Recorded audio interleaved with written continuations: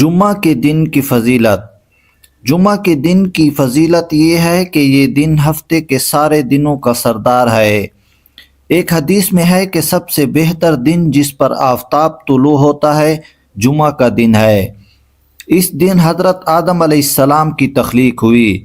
اسی دن ان کو جنت میں داخل کیا گیا۔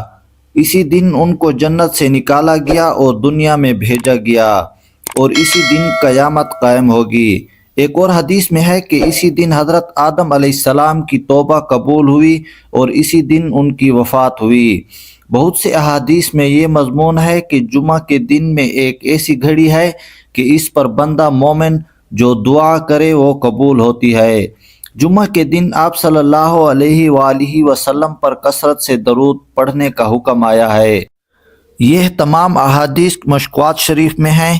ان کے علاوہ اور بھی بہت سی احادیث میں جمعہ کی فضیلت آئی ہے۔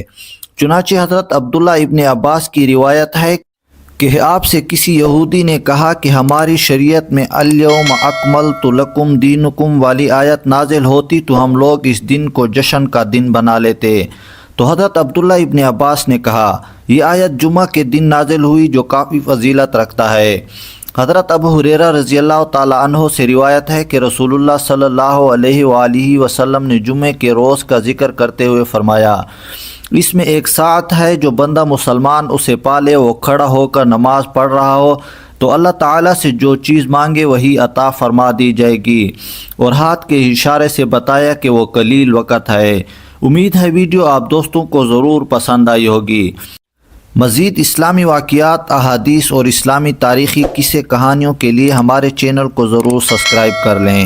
اللہ تعالیٰ کی حفظ و امان میں رہیں۔ شکریہ۔